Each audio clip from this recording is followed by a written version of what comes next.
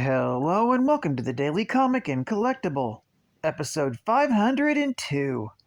Now today, the collectible of the day is the Mezco Toys 112 Collective Marvel Comics PX Previews exclusive Black Suit Spider-Man action figure. This all-new 7-inch scale action figure from Mezco Toys is assembled on an all-new 112 Collective body, developed specifically for this figure.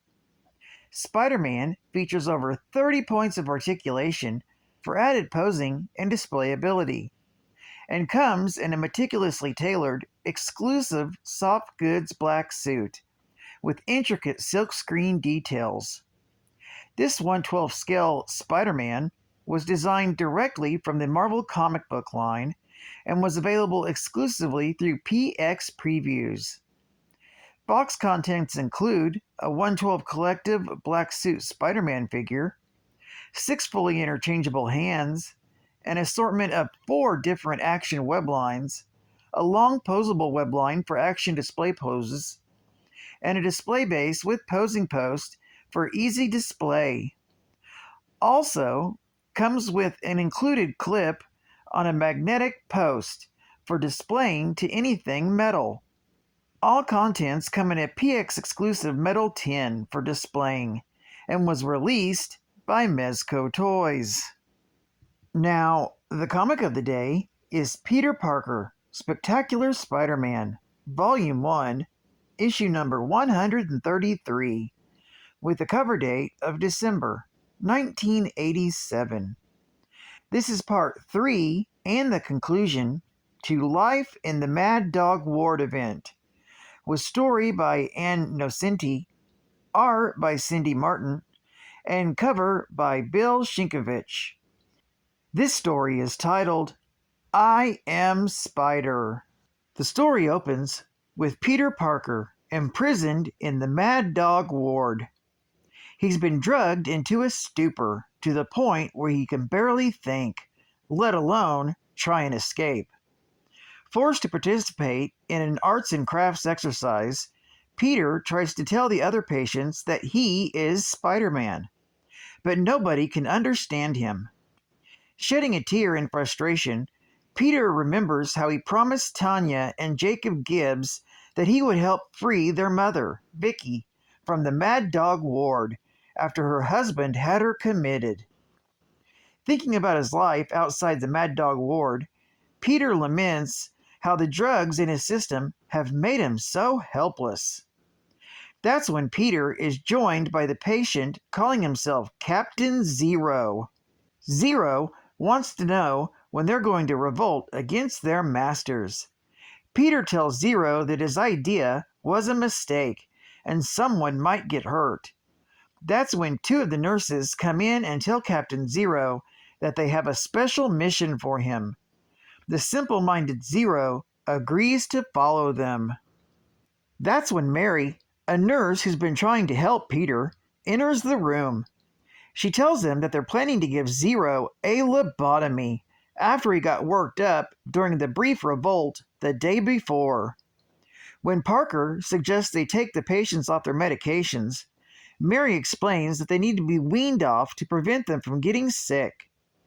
Peter tells her to do it so that he can rescue Captain Zero and Vicky and go to the police.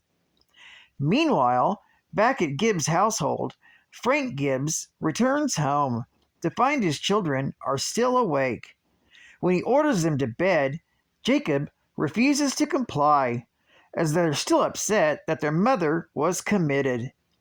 Angry at his children, Frank is about to strike his son when Tanya pulls a gun on him.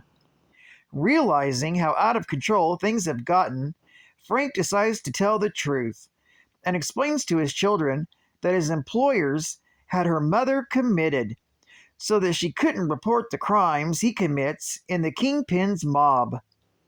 He finally decides to ask his children what it would take for them to trust him again. They want their mother home, and Frank agrees to try and bring her back home. Since that will get them into trouble with the Kingpin, He tells his children that they'll leave town and assume new identities. At that moment, at the Kingpin's headquarters, the arranger comes with a status report on the Mad Dog ward. He tells his master that one of the patients is claiming to be Spider-Man. If this is true, the arranger fears that this could jeopardize their operations. The Kingpin reminds the arranger that he was hired to make decisions and sends him on his way. The arranger calls Dr. Hope and tells him that he has to deal with the man who alleges to be Spider-Man, however he sees fit. When the arranger hangs up, Dr. Hope decides to continue experimenting on Brainstorm and looks into this Spider-Man tomorrow. He then goes into the lab where Brainstorm is being held and continues his mental conditioning.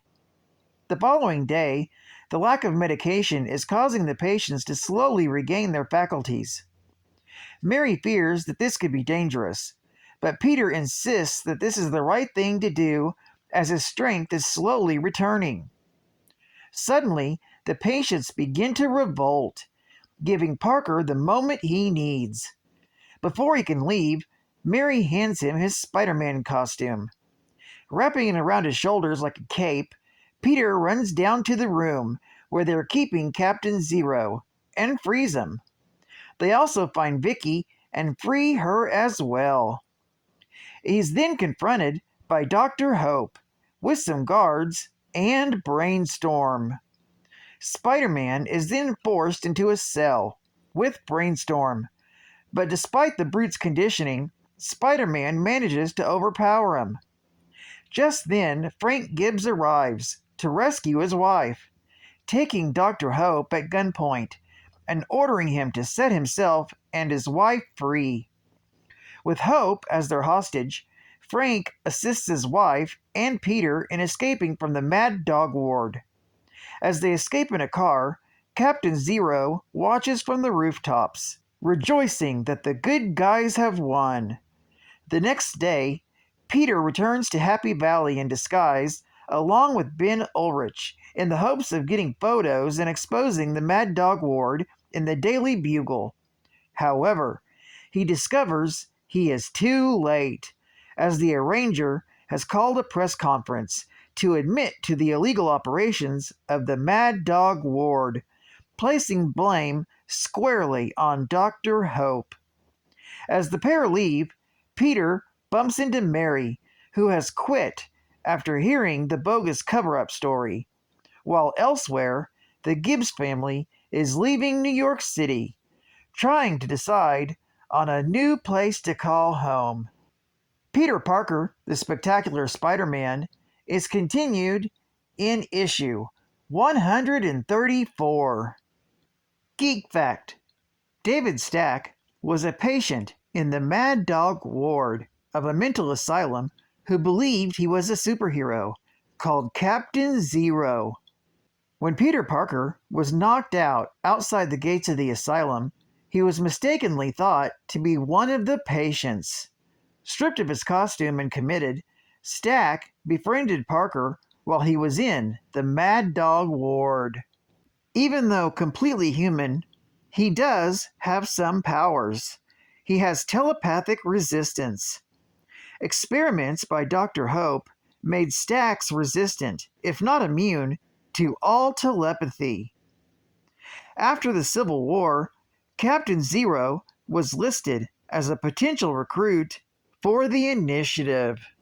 Bonus Geek Fact: although a patient himself, Dr. Hope was allowed to continue his experiments in the secret Mad Dog ward. When the new heads of the Mad Dog ward came under fire by the investigation of reporter Maggie Lorca, Dr. Hope was ordered to release Brainstorm to capture and silence Lorca by whatever means possible. Hope was eventually moved from City Hospital to another psychiatric institute. Dr. Hope secretly has the knowledge and science to be able to give others powers via experimentation. Advertising Ad Fact: Build a reputation. When you build a model, You build a reputation too. A reputation for hard work, care and concentration, and attention to detail.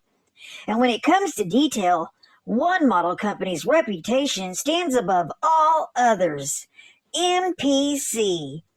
Every MPC model is 100% authentic, down to the smallest detail. And MPC has a wide selection of reputable models to choose from, including their unique line of 87 American high-performance cars, models of the latest cars in production. Plus, every kit comes with easy-to-follow instructions so you know when it's finished. Your model will look terrific, and a good-looking model can earn you a good-looking reputation. Just like the real thing, only smaller. MPC. State-of-the-art gaming. Beat Bond at his own game. The espionage role-playing game by TSR. Top Secret. SI.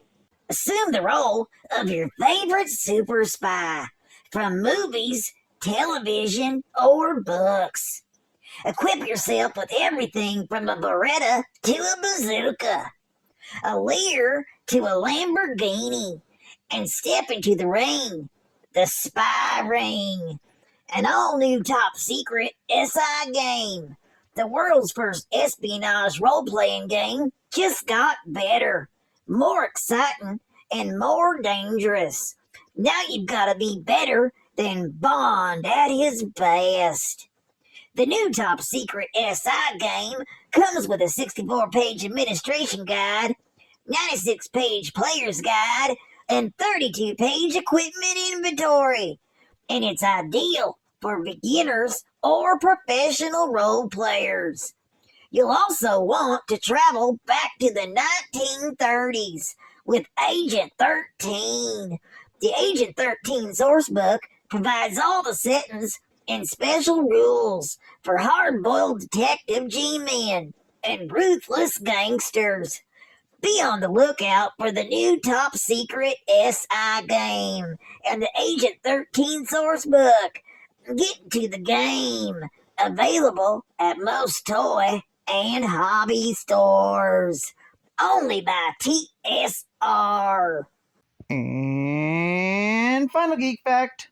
Life in the Mad Dog Ward was a 3-part event consisting of Web of Spider-Man, issue number 33, Amazing Spider-Man, issue number 295, and Peter Parker, the Spectacular Spider-Man, issue number 133.